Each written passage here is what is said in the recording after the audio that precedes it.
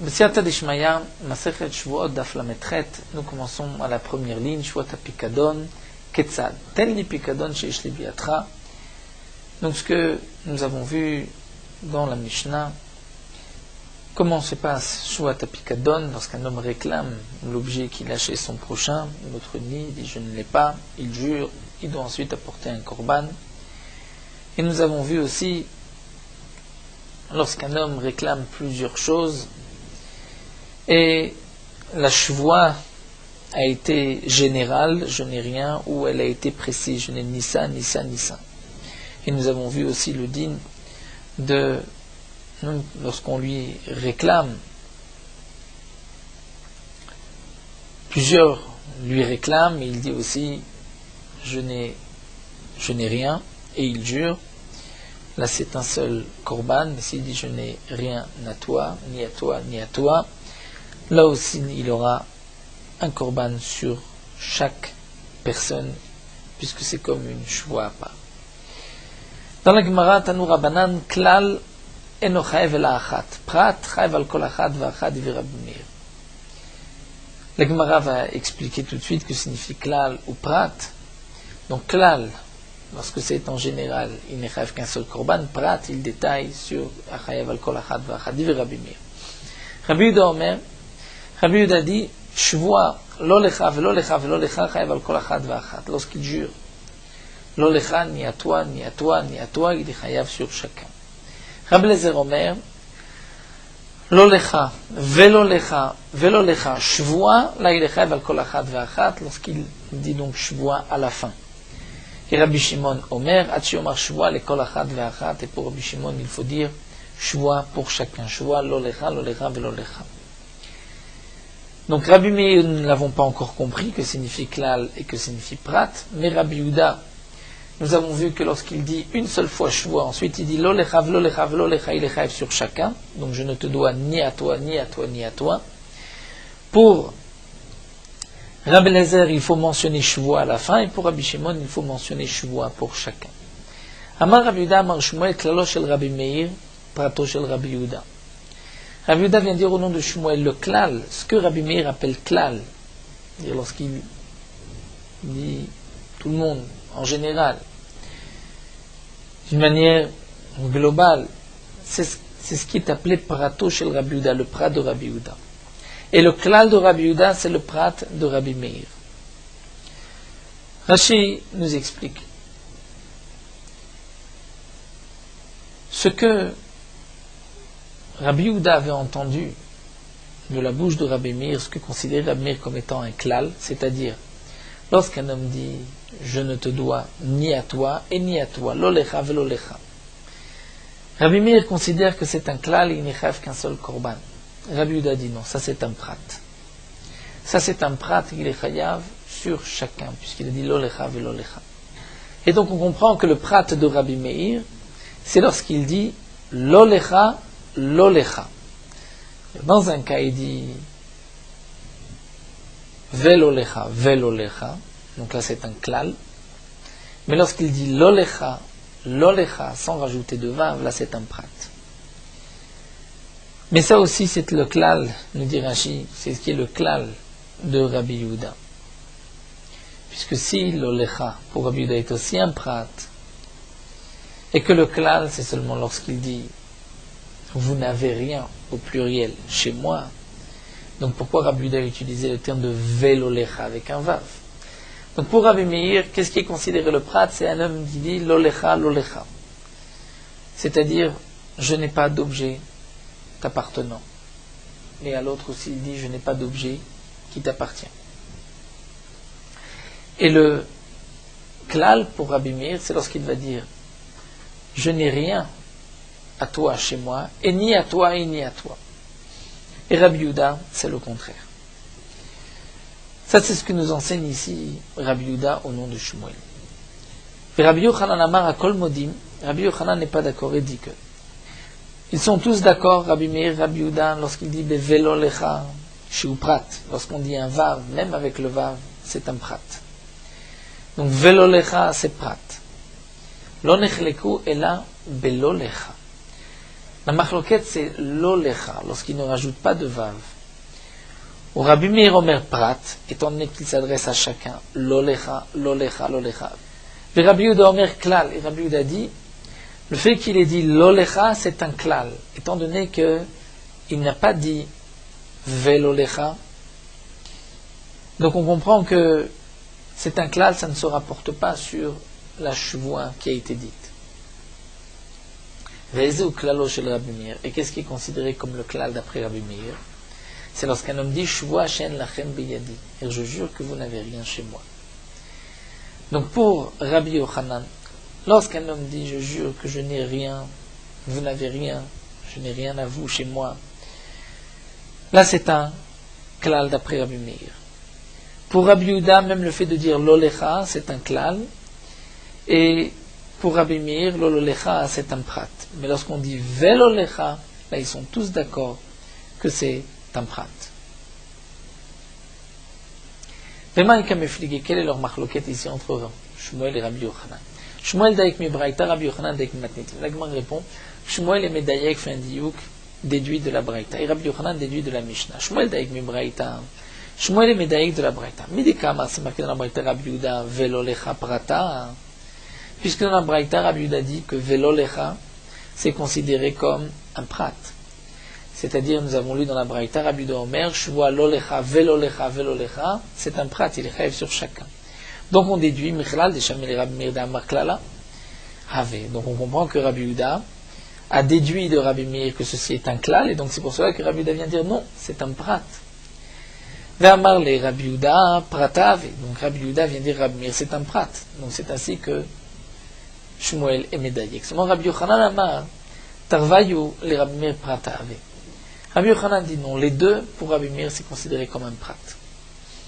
C'est-à-dire l'olecha et velolecha c'est un prat. Ve'amar le Rabbi Yehuda, et Rabbi Yehuda vient lui dire velolecha modina lecha. Lorsqu'il a rajouté un vav dans velolecha, là je suis d'accord que c'est un prat. Mais belolecha palgina alach. Mais lorsqu'il a dit lolecha sans vav, là je suis en marloquette, je ne suis pas d'accord avec toi. Toi tu considères que c'est un prat, moi je considère que c'est un klal. Donc pour essayer de comprendre, d'après ce que nous explique ici Rabbi Yochanan, ou tel que nous l'avait expliqué Shmuel, pourquoi lorsqu'il dit l'olecha, c'est différent de velolecha, et on voit que d'après Shmuel, Rabbi Yehuda et Rabbi Meir ont des opinions opposées. Le Mefarshim explique de la manière suivante. Shmuel nous a dit que le klal de Rabbi Meir, c'est le prat de Rabbi Yehuda. C'est-à-dire ce que Rabbi Yehuda considère lorsqu'il dit velolecha, velolecha, pour Rabbi Meir c'est un klal. Pour Rabbi Yehuda, c'est un prat. Pourquoi? Puisque lorsqu'un homme dit velolecha, il rajoute un vav, ça peut être, c'est ce que pense Rabbi Meir, un klal. C'est-à-dire, je fais une shvoua que je n'ai rien qui t'appartienne. Je n'ai rien à toi chez moi. Et le velolecha rajoute, et aussi, c'est-à-dire, je rajoute sur ma première shvoua. Rabbi Yehuda pense que non. Lorsqu'il a rajouté un vav, c'est comme s'il a dit je jure que je n'ai rien à toi chez moi. Velolecha, et c'est comme s'il dit encore et je jure que je n'ai rien à toi chez moi. Puisqu'il a rajouté un vav, c'est sur la shvoua. Et inversement, lorsqu'un homme dit lolecha, lolecha, pour Rabbi Meir, c'est un prat.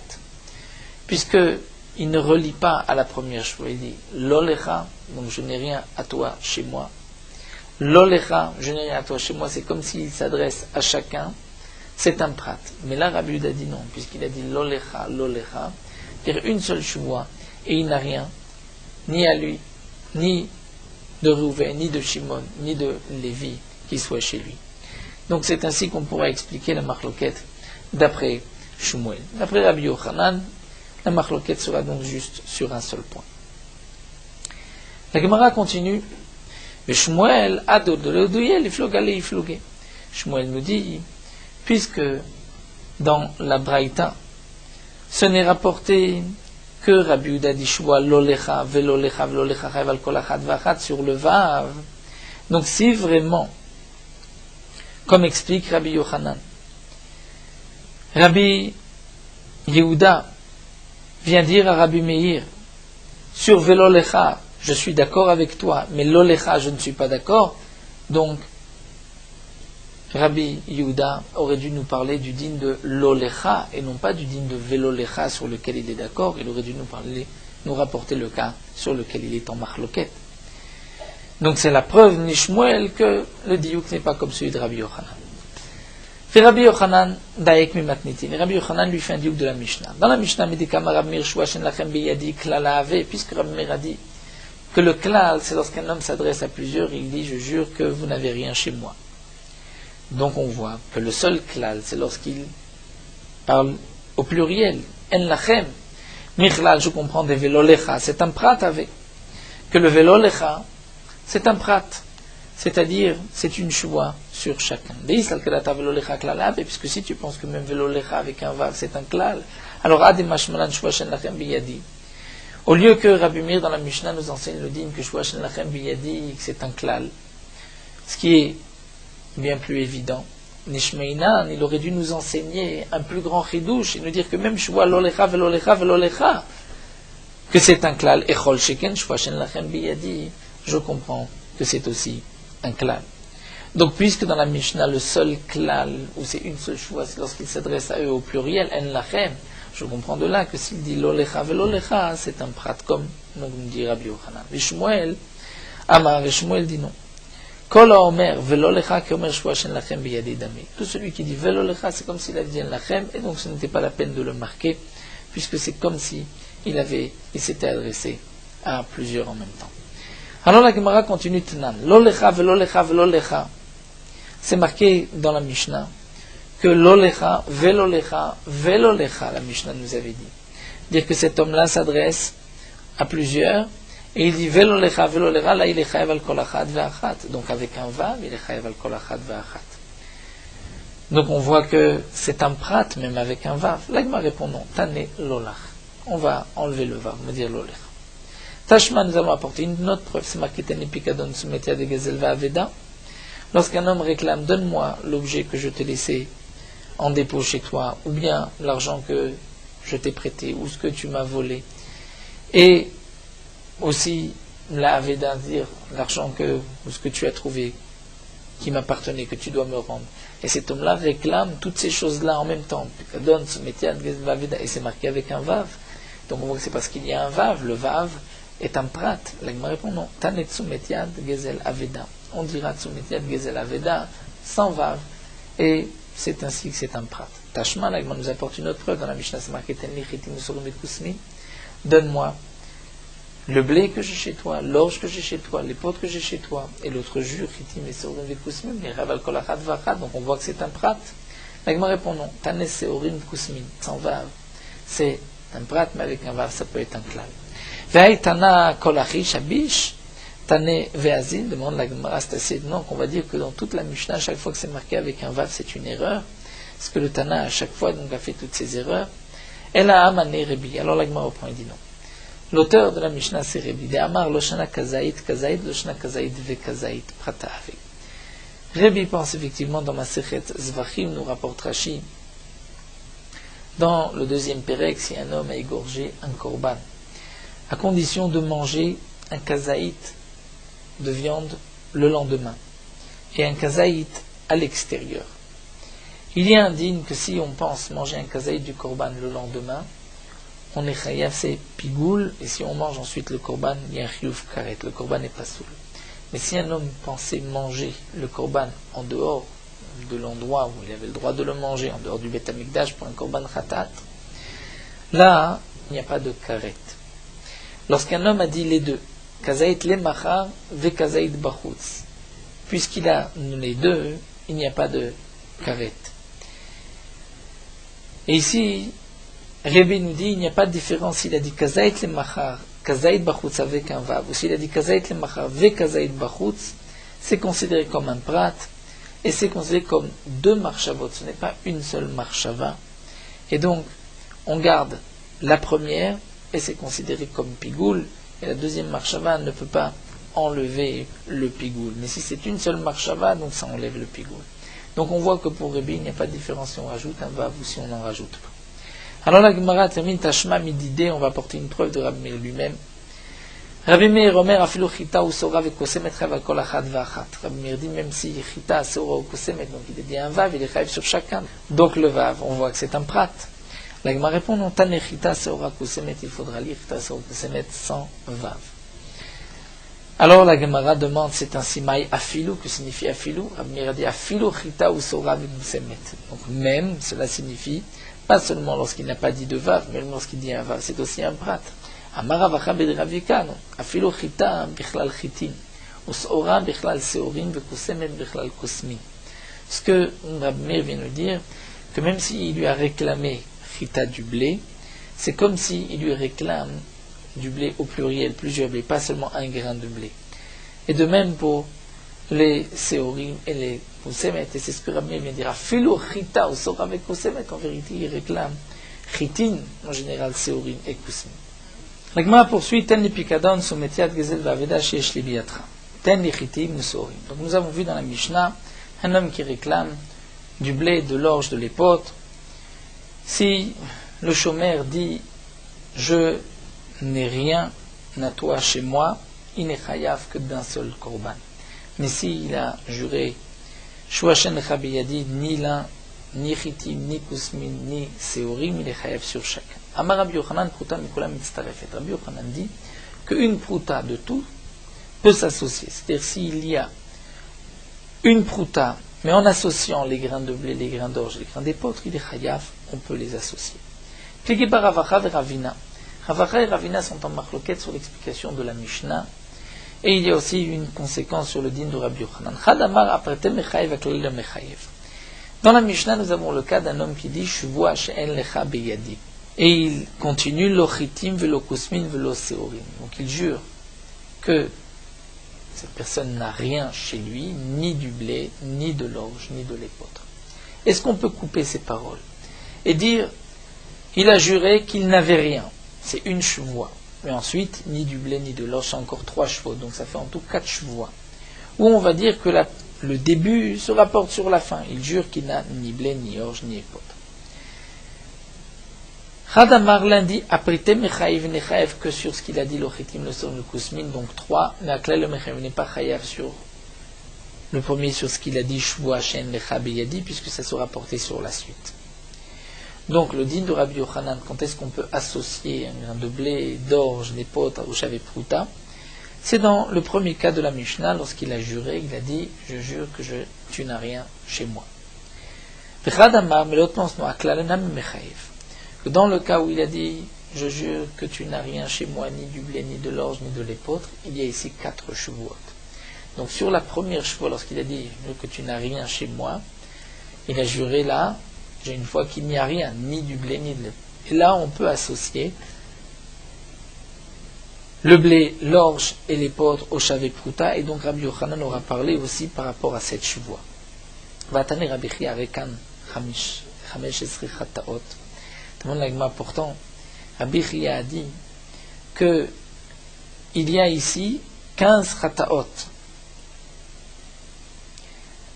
C'est-à-dire les 5 qui sont rapportés dans la Mishnah, où 5 lui réclament, et c'est marqué que chacun lui réclame du blé, de l'orge, de l'épeautre. Et il a dit, je jure que tu n'as rien chez moi, tu n'as pas de blé, d'orge, d'épeautre. Et ni à toi, et ni à toi. Nous avons dit, au nom de Rabbi Chia, qu'il y a 15 chataot, puisqu'on multiplie par 5 le blé, l'orge et l'épeautre, puisque chacun réclamait ces 3 choses-là. Vimita, ici vraiment, on veut dire que lorsqu'il a d'abord dit Shuashen lecha biyadi, tu n'as rien chez moi, c'est une choua. Et ensuite le chitim, le soum, le kusmin, c'est encore 3 choix, donc ça fait 4 pour chacun. Donc on arrive au chiffre de 20, Vimita esrim avient. Alors, Gemara dit non, Haïtana des pratiques achashiv, des klal achashiv. Ce qui est marqué 15, on porte juste sur les pratiques, pas sur le klal. Mais c'est vrai qu'on peut rajouter encore 5. Vatane Rabbi Chia rekan esrim chataot.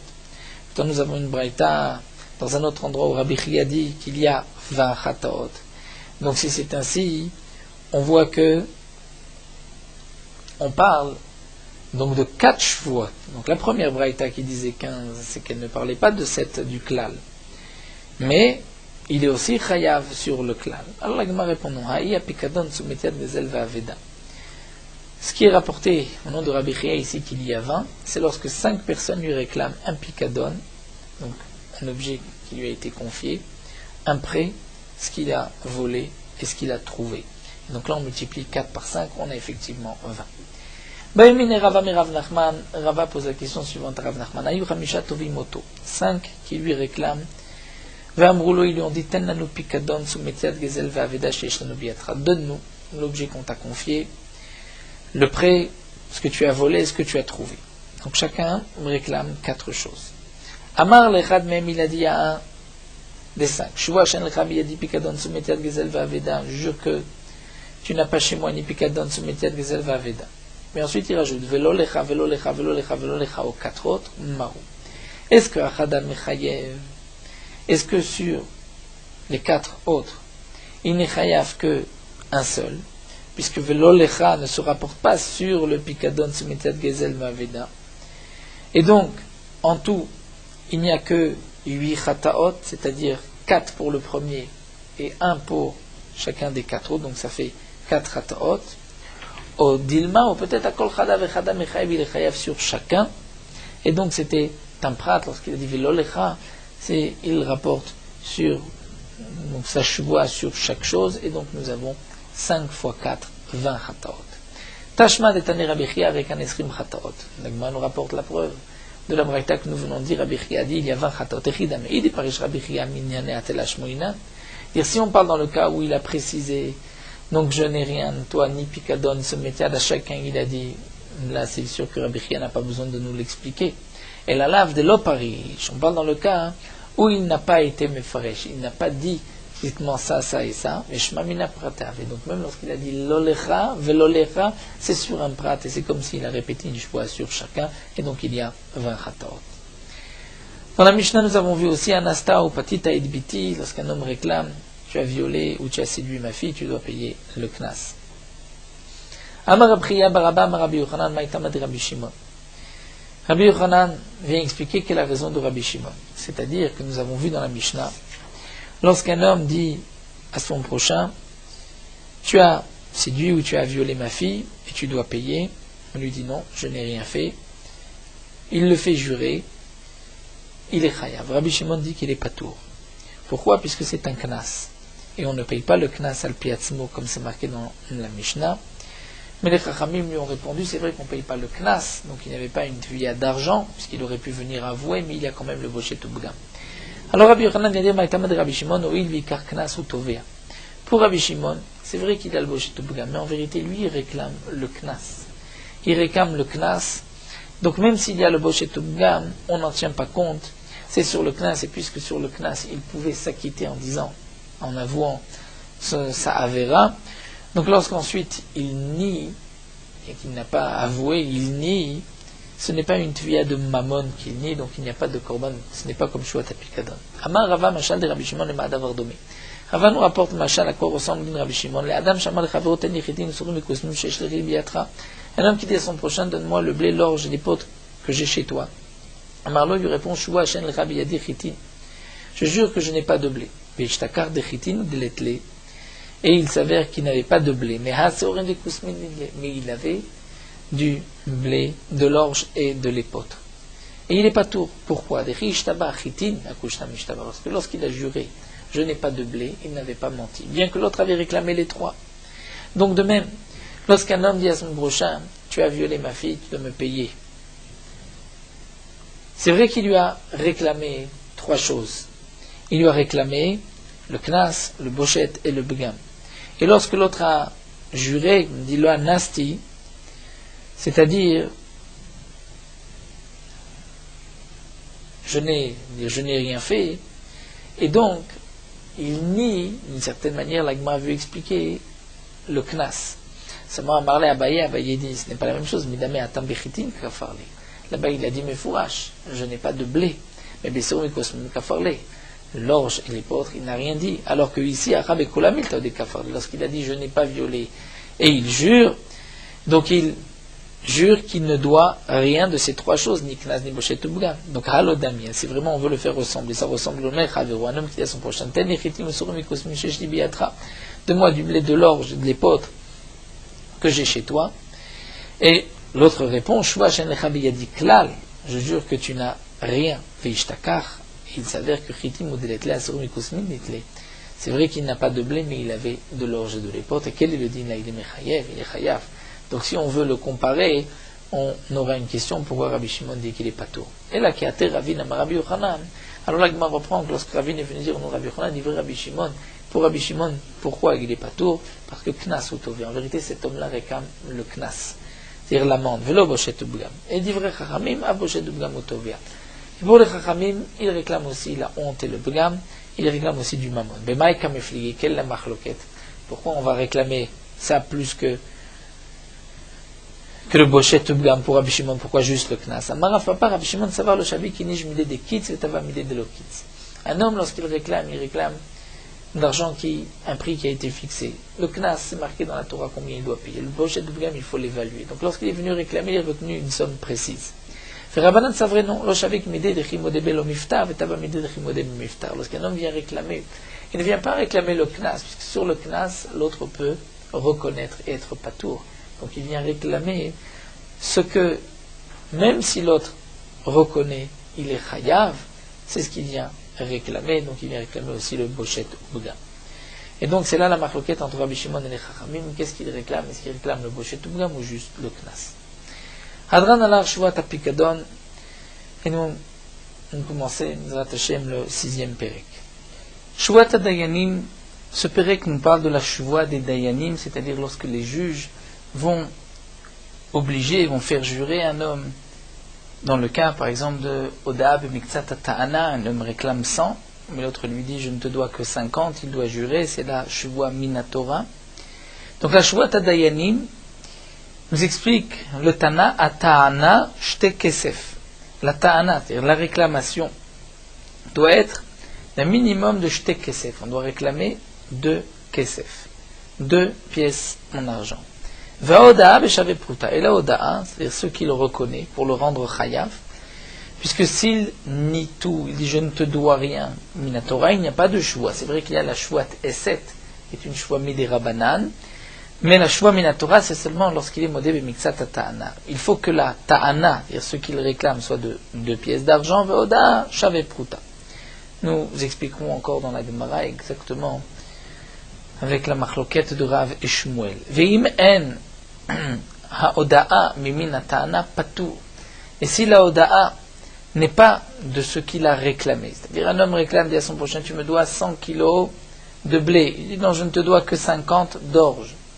L'un réclame du blé, l'autre avoue de l'orge. C'est vrai qu'il dit je ne te dois que la moitié, mais ce n'est pas Mimina ta'ana, et donc il est patour. Ketzad, la Mishnah vient nous expliquer. Shtek esef li biyatra. Un homme qui dit j'ai 2 pièces d'argent chez toi, et l'autre répond en lecha biyadi ela pruta. Tu n'as chez moi qu'une pruta, il est patour. Pourquoi? Puisque ici la oda'a n'est pas mimina ta'ana, étant donné que kesef, il s'agit d'argent, donc des pièces en argent. Mais à l'époque, les pièces étaient en argent. Et la pruta, c'est en nechochet, en cuivre. Ce que nous avons vu plus haut, Vaoda, Beshave pruta, c'est-à-dire la valeur d'une pruta. Mais s'il lui dit, je ne te dois qu'une pruta, puisque la pruta c'était du cuivre, donc l'un réclame de l'argent, l'autre du cuivre, donc il lui dit, je te dois du cuivre, c'est modem miktsat ata'ana, mais ce n'est pas mimin ata'ana, donc il est pas tout. Shtek kesef ou pruta libiyatra. Lorsqu'un homme dit à son prochain, j'ai 2 pièces en argent et une pruta en cuivre chez toi, et l'autre répond, il a dit la pruta, tu n'as dans mes mains qu'une pruta, là il est chayav. C'est-à-dire qu'il lui a réclamé 2 choses, il lui a réclamé du blé et de l'orge, et l'autre lui dit, tu n'as que de l'orge chez moi. Il est chayav. Mané le beyadcha. Si un homme dit à son prochain, j'ai un mané dans tes mains, et l'autre répond, en lecha beyadi, tu n'as rien dans mes mains, patour, il est patour, puisqu'il n'y a pas de oda'a, il n'a pas avoué une partie. Un homme dit à son prochain, mané le beyadcha, j'ai un mané chez toi dans tes mains, Et l'autre répond, En lecha biyadi ela chamishim dinar. Je n'ai dans mes mains que 50 dinars t'appartenant. Là, il est chayav. Donc pourquoi? Puisque là, c'est modem mixat atana. Un autre cas, mané le abba beyatra. Un homme dit, mon père, achète-toi un mané. Il t'a prêté un mané. Et l'autre répond, En lecha ou enlo beyadi ela nun dinar. Il n'a dans mes mains que nun dinar. Il est patour. Pourquoi? Pourtant, c'est modé b'mixatata. C'est comme s'il vient lui rendre un objet perdu. Rachid nous explique, étant donné qu'il aurait pu nier, et que ce n'est pas le père qui vient réclamer, donc il aurait pu avoir cette insolence de nier, puisque nous savons que modé b'mixatata, la Gemara nous explique, c'est parce que d'un côté, un homme n'a pas l'insolence de nier à celui qui lui a prêté de l'argent. Donc il ne va pas dire je ne te dois rien. Il ne veut pas avouer qu'il lui doit la totalité parce qu'il n'a pas de quoi payer. Donc il dit, je vais avouer aujourd'hui la moitié, quand j'aurai de l'argent, je lui donnerai. Donc la Torah dit, non, tu dois jurer tout de suite. Donc lorsque on avait la possibilité, la hispanav, c'est-à-dire de nier et de ne rien dire, là on n'est pas tout. Pourquoi puisque c'est comme si on vient lui rendre une perte. Et dans le din de Meshiv Aveda, on ne jure pas. Dire un homme a trouvé un portefeuille avec le nom de son propriétaire, il va lui rendre le portefeuille, le propriétaire compte les billets, lui il en manque. Il dit je n'ai rien pris, il dit mais il manque des billets, j'avais 1000, il n'y a que 500. Si le propriétaire lui demande de jurer, il est évident que celui qui a trouvé ne va pas jurer. Il ne va pas jurer, sinon personne ne ramènera de portefeuille, puisque celui qui va trouver ce portefeuille va avoir peur de devoir jurer. Donc les Chachamim m'ont dit il ne jure pas. Donc là aussi, si c'est de l'argent du père, puisque le lové, celui qui a emprunté, aurait pu nier, c'est comme Meshiv Aveda. On continue la Mishnah, Maneli Beyatra Amar Lohen. Le Rashi sur la fin de cette Mishnah se trouve plus loin, Daf Membet. Au milieu de la page, c'est assez étonnant, Rashi, nous avons quelques mots ici. Shacharti melefaresh ha-Mishnah, v'ineni mefaresh kan. J'ai oublié d'expliquer la Mishnah et je l'explique maintenant. Non, est-ce que ce sont les paroles de Rashi? Est-ce que Rashi aurait pu oublier d'expliquer la Mishnah et il ne s'en est rappelé que plus tard? Donc nous avons une Mishnah, Maneli, dans la suite de la Mishnah, Maneli Beyatra. Un homme dit à son prochain, j'ai un mané chez toi. Amar Lohen, l'autre répond, oui, effectivement, je te dois de l'argent. Et il y a 2 témoins. Il leur a dit, vous êtes mes témoins, à tes médailles. Les Machar, le lendemain, Amarlo, il lui dit, Nouli, donne-moi ce mané que tu me dois. Et il répond, Netatilecha, je te l'ai déjà donné. Patour, il est patour. Il n'est pas tour de payer, il n'y a pas de choua non plus. Mais si il dit En lecha beyadi, il dit tu n'as rien chez moi, là il est chayav. Pourquoi? Puisque la veille, il avait avoué devant des témoins. Donc là, il devra payer, il ne pourra même pas jurer, puisque Urzak Kafran, il nous a montré que c'est un menteur. Maneli beyadcha, un homme dit à son prochain, j'ai un mané dans tes mains. Amar Lohen, il lui dit oui, c'est vrai. Et l'autre lui dit, Altitnoli et la beidim, tu ne me le rendras que devant des témoins. Les machar, Amarlo, le lendemain, il lui demande, Nouli, donne-le-moi. Il est lecha, je te l'ai déjà donné, mais je te l'ai donné sans témoin. Chayav, il doit payer. Pourquoi? Étant donné qu'il lui a dit, tu ne me le rendras que devant des témoins, il doit lui rendre devant des témoins. Litra zavish libiatra, un homme dit à son prochain, j'ai une litra en or chez toi. Rashi nous dit dans Masechet Eruvin que litra, c'est la mesure d'un log. D'or j'ai chez toi, l'autre répond, la litra kesef, tu n'as dans les mains que litra kesef, il est pas tour. Pourquoi? Puisqu'il ne reconnaît pas minatana, l'un réclame de l'or, l'autre dit c'est de l'argent. Dinar zahav yishli beyatra, dit j'ai une pièce de dinar en or dans tes mains, et l'autre répond, la dinar kesef, tu n'as que dinar kesef, une pièce en argent, ou trisit, c'est une petite pièce, pundiot, ou d'après certains pundion, c'est aussi une pièce, ou pruta, ou bien une pruta, donc il lui dit tu as dinar kesef, ou trisit, ou pundion, ou pruta, là il est chayav. Pourquoi shakol min madvea achat, étant donné que c'est tout une sorte de pièce. Et là on est dans les pièces, et dans les pièces ça s'appelle miminatana. Un autre dit une corde voit libiatra. Un homme dit à son prochain, j'ai une mesure, un corps de voies de récolte chez toi. Et l'autre répond, Rabbi a dit, la l'éther, tu n'as que l'éther, c'est la moitié, mais de kitnit.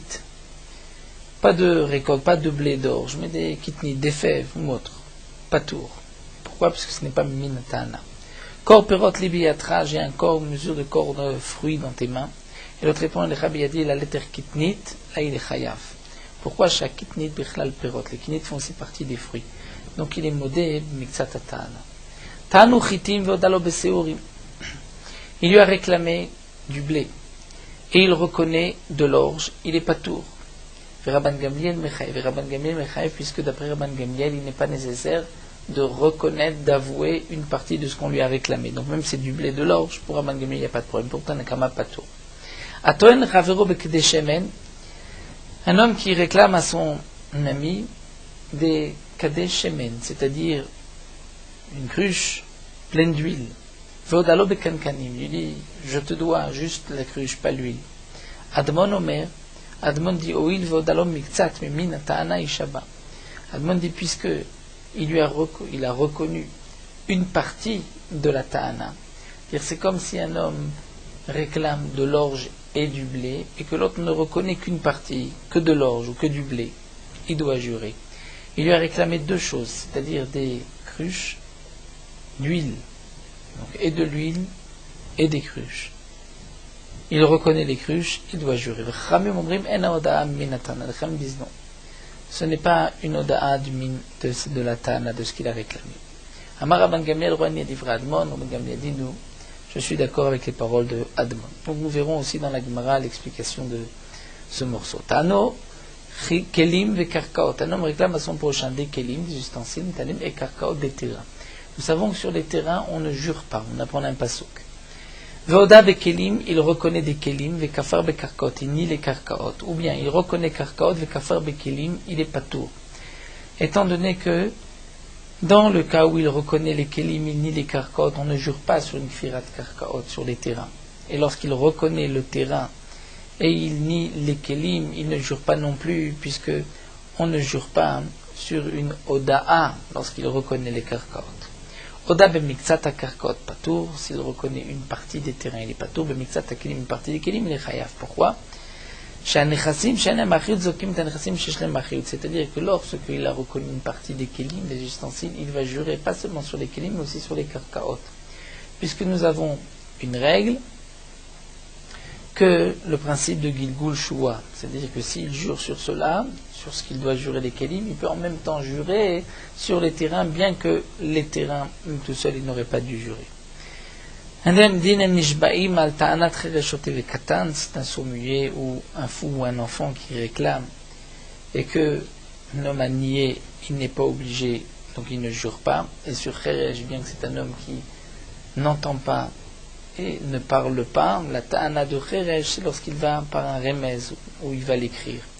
Ven majbim et katan, on ne fait pas jurer un enfant, aval nishbaim le katan legdesh, mais on va jurer pour un enfant ou pour un Egdesh. C'est-à-dire que si on réclame, c'est un cas où on réclame un enfant pour Egdesh, ça nous verrons dans la Gemara exactement dans quel cas on va jurer. Donc là nous allons nous arrêter ici au début de la Gemara, on reprendra Daf Lamed. Nous terminons tant sur Meorot Halacha Daf Lamed. La Torah nous a ordonné l'otikom de ne pas se venger. C'est-à-dire que si un homme lui a fait du mal, il doit éviter de se venger. La majorité des hommes dans le monde ont l'habitude que si on a fait du mal à un homme, on l'a peiné, il va rechercher à rendre ce mal à celui qui lui a donné. Et ça, la Torah vient de nous interdire de ne pas nous se venger. Et le Midrash nous dit jusqu'où va la nekima. C'est-à-dire un homme demande à son prochain un ustensile, tu peux me prêter telle chose? L'autre lui répond, je ne peux pas. Le lendemain, c'est son voisin qui vient lui demander un autre keli. Il ne pourra pas dire, non, je ne te donne pas, hier tu n'as pas voulu me donner, moi aujourd'hui je ne te donne pas. Si il dit ainsi, il transgresse le lotikom. Donc l'interdiction de ce issour aussi, c'est ne pas non plus s'abstenir de donner de la tzedaka ou de faire gnout chassadim avec son prochain, même si son prochain ne s'est pas conduit de la même manière envers lui. La Torah nous ordonne aussi velotitor et bene amecha. C'est-à-dire pas seulement ne pas se venger, mais ne pas garder rancune. Dans le Midrash, c'est marqué jusqu'où va la rancune, le netira. Nous reprenons le même cas. Un homme demande à son voisin de lui prêter un objet, le voisin a refusé. Le lendemain, c'est le voisin qui vient demander un autre objet. Il ne pourra pas lui dire prends ce qu'il dit. Moi, je ne suis pas comme toi, qui ne m'a pas prêté. Je te donne ça aussi, c'est interdit par la Torah.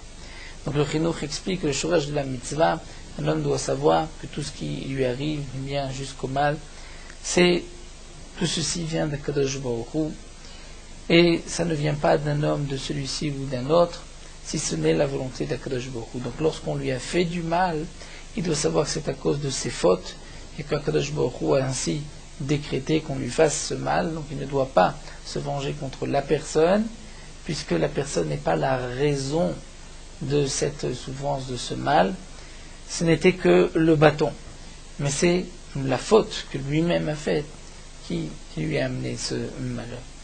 Donc dans cette mitzvah, dit le Chinuch, il y a aussi quelque chose d'important, c'est que les disputes vont ainsi s'éteindre et les rancunes et la haine sortira des cœurs des hommes, et ainsi, lorsque la paix sera entre les hommes, alors Akadosh Baruch Hu leur donnera aussi le shalom, la paix.